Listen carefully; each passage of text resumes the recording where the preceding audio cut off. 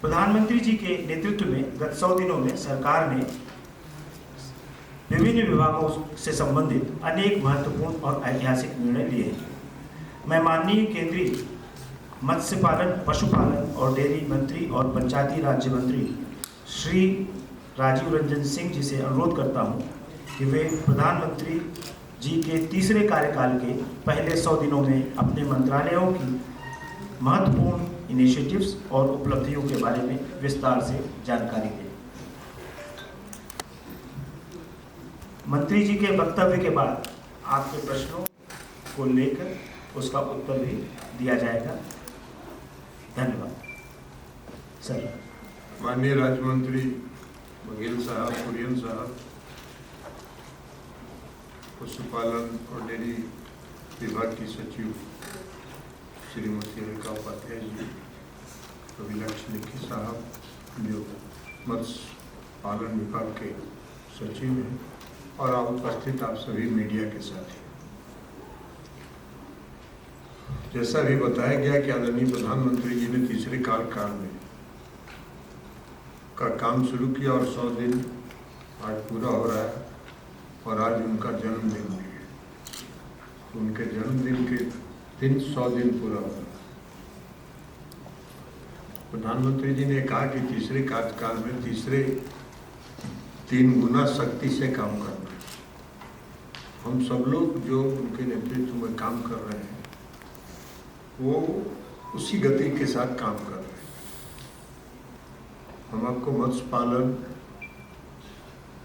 विभाग के जो अब तक की उपलब्धियां हैं उसके बारे में बताएंगे और उसके बाद जो मत्स्य पालन विभाग में 100 दिन के अंदर हम लोगों ने जो काम किया है उसको बताएंगे, 2 पार्ट में बताएंगे। और उसी तरह पशुपालन में भी जो अब तक की उपलब्धि है उसकी चर्चा करेंगे और फिर 100 दिन की जो उपलब्धि है उसकी चर्चा करेंगे। देखिए, मत्स्य पालन विभाग में जो आदरणीय प्रधानमंत्री जी ने बहुत दूरदर्शिता के साथ एक निर्णय लिया 2019 में,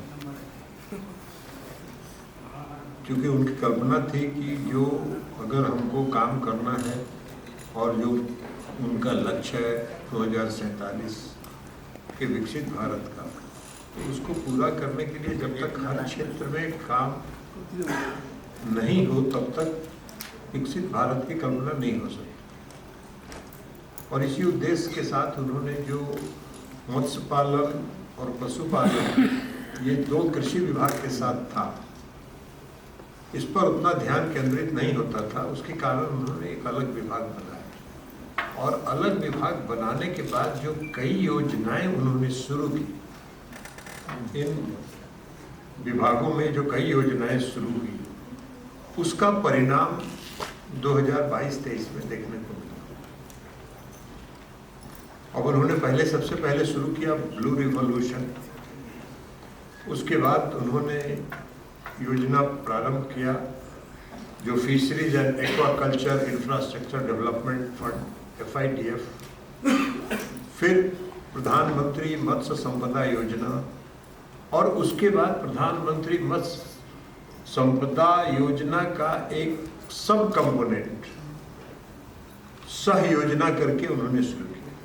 और इसका परिणाम ये हुआ, और इस टोटल इन सभी योजनाओं पर जो अब तक निवेश हुआ वो लगभग 38,572 करोड़ रुपए का निवेश हुआ, जो अब तक के जो आज़ादी के बाद से जो निवेश था उसका कई गुना उससे अधिक निवेश था। और इसका परिणाम क्या हुआ कि रिकॉर्ड प्रोडक्शन, आज दुनिया में, विश्व में मत्स्य उत्पादन के क्षेत्र में हमारा देश विश्व में दूसरे स्थान पर है।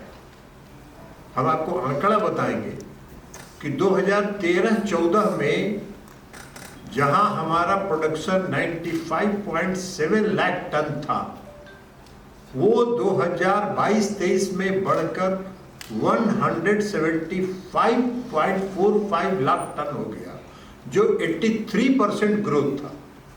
तो एक तरफ आप आज़ादी के बाद से 51 के बाद से 2013 तक जोड़िए, और उसके बाद 10 साल में 9 साल में जो वृद्धि हुई, ये 83% का ग्रोथ हुआ इन कार्यक्रमों के कारण।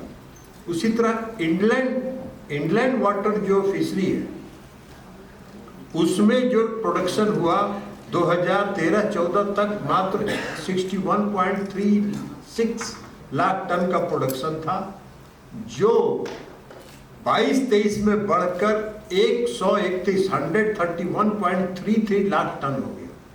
ये ग्रोथ था 114%, 114% का ग्रोथ हुआ 9 साल।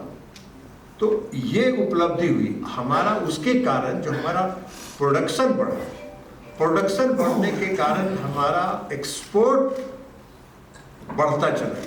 अब 2013-14 में जहाँ हम 30,123 करोड़ रुपए का एक्सपोर्ट कर रहे थे, वो हम आके 2022-23 में हमने 60,524 करोड़ रुपए का एक्सपोर्ट किया, जो 100% ग्रोथ है। 13-14 में 30,123 और 9 साल के बाद हमारा एक्सपोर्ट हो गया 60,524 करोड़ रुपए। तो ये ग्रोथ इन कारणों को हुआ। झींगा, इस जो झींगा जो मछली है, उस श्रिम्प जिसको कहते हैं, श्रिम्प का सबसे ज्यादा एक्सपोर्ट, श्रिम्प का शेयर है पूरे एक्सपोर्ट। और श्रिम्प के प्रोडक्शन में हम आपको बताएं कि 2013-14 में हमारा प्रोडक्शन था 19,368 करोड़ रुपए का मात्र प्रोडक्शन था, जो 23-24 में बढ़कर 40,013 करोड़ रुपए का हमारा प्रोडक्शन हुआ, जो 107% हमारा श्रिम्प के प्रोडक्शन में ग्रोथ हुआ।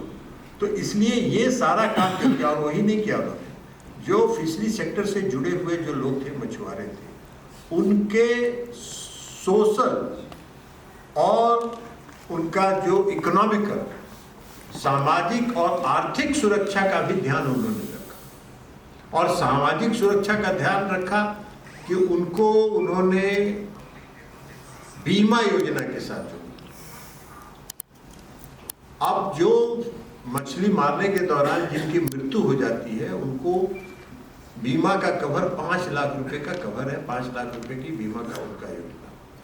जो गंभीर रूप से घायल होते हैं, उनको 2.5 लाख रुपए का बीमा दिया जाता है, और जो इलाजरत अस्पताल में रहते हैं, उनको 25,000 रुपए का योगदान दिया जाता है।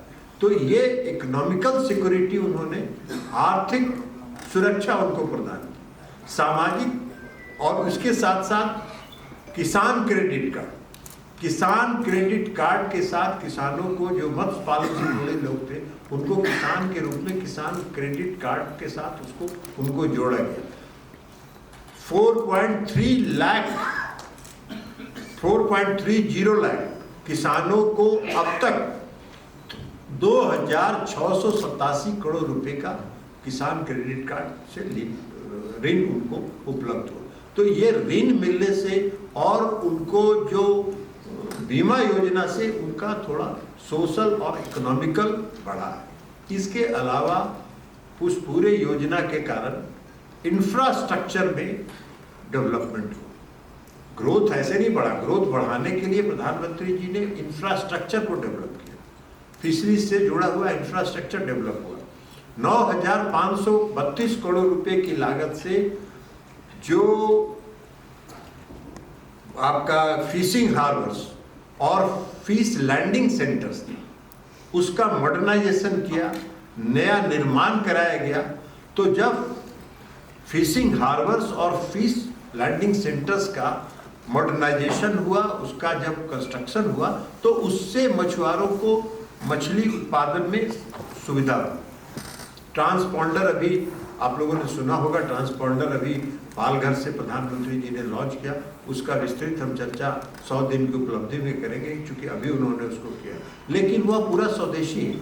और ट्रांसपॉन्डर सिस्टम जो लागू किया, वो हमारे देश के अंदर का विकसित, और उससे जो किसानों की सुरक्षा मछुआरों की सुरक्षा का जो उससे मिला है वो हम अभी 100 डेज के इस अचीवमेंट में हम आपको बताएंगे, उसके बारे में विस्तार से।